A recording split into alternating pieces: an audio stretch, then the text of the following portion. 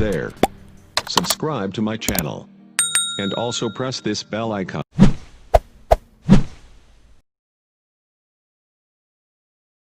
बिस्मिल्लाहिर्रहमानिर्रहीम।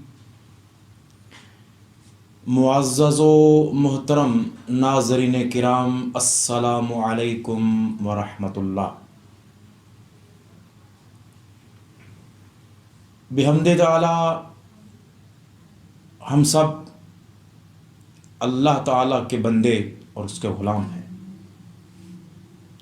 हम उसके हुज़ूर आजिज़ी और इनकिसारी के साथ अपनी बंदगी बजा लाते हैं। उसके हुज़ूर अपनी मुनाजात पेश करते हैं, दस्ते सवाल दराज करते हैं, दुआ के लिए हाथ उठाते हैं। उसका हुक्म भी है कि उदउ रब्बकुम, कि अपने रब को पुकारो, अपने रब के हुज़ूर दुआएं मांगो। उजीबु दावतद दाई इज़ा दआन, जब कोई मुझे पुकारता है तो मैं उसकी पुकार का जवाब देता हूँ। आबाब ज़ी वक़ार, हम अल्लाह के हुज़ूर दुआ के लिए हाथ उठाते हैं, अपनी तमन्नाएं, अपनी ख्वाहिशें, अपनी आरज़ुएं पेश करते हैं, मगर बाज़ औक़ात हम मायूस हो जाते हैं और ये शायद अपनी ज़ुबानों पे शिकवे और गिले के अल्फाज लाते हैं कि मैं दुआएं तो बहुत करता हूँ मगर वो मुस्तजाब नहीं होती, वो कबूल नहीं होती। तो अहबाब ज़ी वक़ार, इसमें कहीं लगता है कि हमारी ही खामी होती है। उसके हुज़ूर तो ये कोई कमी नहीं, वो सुनता है, उसकी शान ही यही है, मगर कहीं हमारे मांगने में कमी होती है। तो आइए ज़रा इस बात की खोज लगाते हैं कि कमी कहाँ है, दुआएं कबूल क्यों नहीं होती।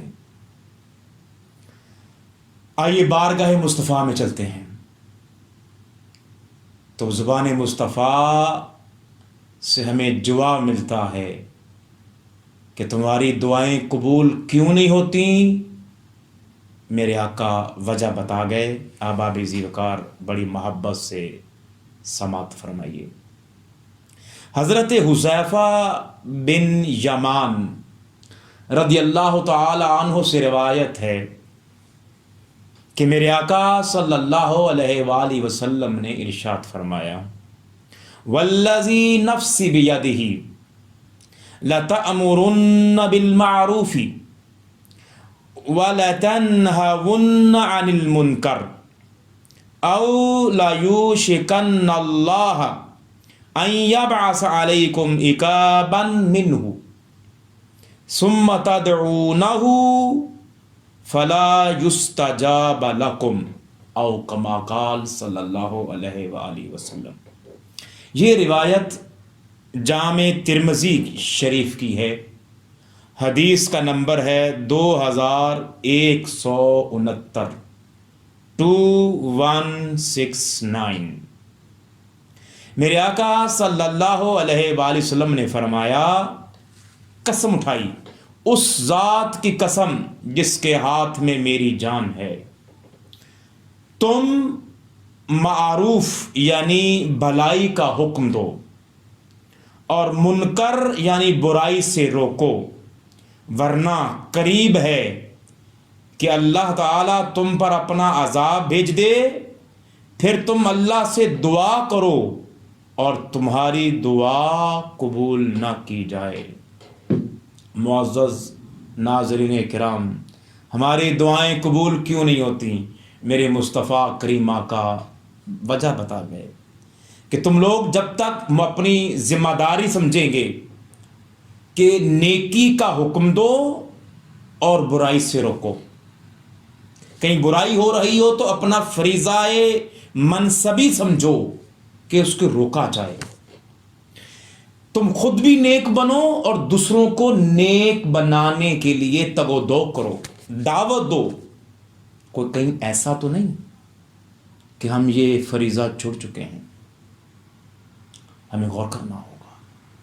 معزز ناظرین کرام، یہ جو ہمیں آج ہر دوسرے بندے کی زبان سے سننے کو ملتا ہے کہ یار دعائیں بہت کرتے ہیں قبول نہیں ہوتی، ایک تو آپ نے ہم سب نے زبان مصطفیٰ سے سن لیا، تو کہتے ہیں کہ حضرت ابراہیم بن ادھم رحمۃ اللہ تعالی علیہ، جن کا شمار ہمارے اسلاف کے عظیم اولیاء کرام میں ہوتا ہے، اور یہ اولیاء کبار میں سے ہیں، امام الاولیاء ہیں، قدوۃ الاولیاء ہیں، عظیم رہنما ہیں، رہبر ہیں، اور عظیم رہنما اور عظیم روشنی کے مینار ہیں۔ ان کے بارے میں آتا ہے کہ وہ ایک بار سفر پہ روانہ ہوئے اور بصرہ تشریف لے آئے۔ تمام بصرہ کے لوگ جمع ہو گئے کہ عظیم شخصیت آئے ہیں، عظیم صوفی ہیں، بزرگ ہیں، ہر طرف آپ کا شہرہ تھا۔ تو تمام لوگ آپ کی سنگت میں آپ بیٹھے، آپ کی صحبت میں بیٹھے، لوگوں نے طرح طرح کے سوالات کیے، آپ نے اپنی حکمت سے، بصیرت سے اور نگاہ ولایت سے ان کے تشفی بخش جواب دیے، لوگوں کی تسلی ہوئی، روحانی طور پر انہیں سکون ملا۔ پھر لوگوں نے سوال کیا، حضور ہمیں سمجھ نہیں آتی، ہم اللہ کے حضور دعائیں تو بہت مانگتے ہیں مگر ہماری دعائیں قبول نہیں ہوتی، کیا وجہ ہے؟ اب آپ ذی وقار حضرت امام اولیاء حضرت ابراہیم بن ادھم رحمۃ اللہ تعالی علیہ نے یہاں اس موقع پر کتب میں آتا ہے کہ 10 وجوہات بیان فرمائیں کہ لوگوں، اے بصرہ والو، تم پوچھتے ہو کہ ہم اللہ کو پکارتے ہیں، نمازیں بھی پڑھتے ہیں، عبادات بھی کرتے ہیں، دعائیں بھی مانگتے ہیں مگر وہ قبول نہیں ہوتی۔ تو آپ نے بڑی حکمت کے ساتھ 10 وجوہات بیان فرمائیں۔ معزز ناظرین اکرام، میں جب پڑھ رہا تھا اور میں لکھ رہا تھا، مجھے ایسے لگا کہ یہ تو میرے دل کی آواز ہے، یہ تو ہماری شخصیت کا آئینہ دکھایا ہے حضرت ابراہیم بن ادم نے۔ تو معزز ناظرین اکرام ذرا محبت سے سماعت فرمائیے۔ آپ نے جواب دیا کہ تم لوگ نمبر 1 اللہ کو مانتے ہو مگر اس کے احکامات پر عمل نہیں کرتے۔ نمبر 2، اب آپ تھوڑا سا غور کرتے آئیے، الفاظ بڑے واضح ہیں اور آسان ہیں، اور کاش مجھے اور ہم سب سنیں اور ہماری روحوں میں اتر جائے، ہمارے دل و دماغ میں اتر جائے، اور ہم غور کریں اور ان وجوہات کو سمجھیں، اور پھر ہم اللہ کے حضور دعا کے لیے ہاتھ اٹھائیں۔ نمبر 2، آپ نے فرمایا تم لوگ قرآن کریم کی تلاوت تو کرتے ہو مگر اس کے مطابق زندگی بسر نہیں کرتے، کیسے قبول ہوں؟ پھر نمبر 3 پہ آپ نے فرمایا تم لوگ اللہ کے رسول صلی اللہ علیہ وآلہ وسلم سے محبت کا دعویٰ تو کرتے ہو مگر حقیقت میں تم ان کی پیروی نہیں کرتے۔ ہم ایسے لگتے ہیں، ہم نعرے تو بہت مارتے ہیں، محبت رسول، عشق رسول، مگر آپ کی سنت، آپ کے احکامات تو لگتا ہے ہم نے پسے پش ڈال دیے۔ نمبر 4 فرمایا تم لوگ شیطان کو اپنا دشمن تو کہتے ہو مگر تم لوگ اس کے دوست بھی بنے ہوئے ہو۔ ہم ہر ایک کو کہتے ہیں کہ یار شیطان نے مجھے جکڑ لیا ہے، یہ شیطان ہے، یہ شیطان، ہم ہر ایک بچے کو پتہ ہے کہ شیطان دشمن ہے، مگر ہم اس کے احکامات بھی مانے ہوئے ہیں، ذرا غور کرنا ہوگا۔ پھر فرمایا جنت میں جانے کی آرزو تو کرتے ہو مگر اس کے لائق بننے کی کوشش نہیں کرتے، جہنم سے ڈرنے کی باتیں تو کرتے ہو مگر عمل وہ کرتے ہو جو تمہیں اس کے قریب لے جائے۔ ادھر جہنم سے بچنے کی دعائیں کرتے ہیں اور مگر رویے دیکھیں، ہمارے اعمال دیکھیں تو وہ جہنم کے قریب جانے کی اعمال ہے۔ پھر آپ نمبر 7 پہ فرماتے ہیں موت کو حق کہتے ہو کہ موت آنی ہے مگر اس حق تک پہنچنے کے لیے تیاری نہیں کرتے۔ پھر نمبر 8 پہ فرماتے ہیں انسانوں کے عیب تو نظر آتے ہیں کہ دوسروں کے عیب دیکھتے ہو، وہ ایسا ہے، اس میں یہ عیب ہے، وہ ایسا کرتا ہے، مگر اپنے عیب پہ کبھی نظر نہیں کرتے۔ واہ واہ واہ۔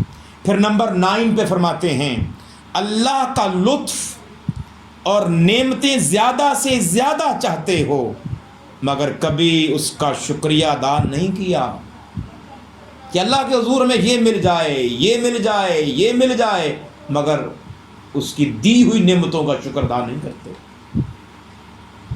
اور احباب عزیز کا نمبر 10 کیا کمال آپ نے ارشاد فرمایا تم اپنے مردوں کو دفناتے ہو مگر ایک دن تمہیں بھی وہیں دفن ہونا ہے، یہ بات بھول جاتے ہو۔ احباب عزیز وقار معزز ناظرین اکرام، یہ وہ حکمت بھری باتیں ہیں، اور کاش میں ہم سب سمجھیں، غور کریں، ان اسباب کو ڈھونڈیں، انہیں دور کریں، پھر اللہ کے حضور بندگی کا توق ڈالے ہوئے اس کے حضور غلام بن کے حاضر ہوں، پھر دیکھتے ہیں کہ ہماری دعائیں کیوں قبول نہیں ہوتی۔ اللہ رب العزت ہمیں کاملاً بندگی کو اپنانے کی توفیق عطا فرمائے۔ وآخر دعوانا ان الحمد للہ رب العالمین۔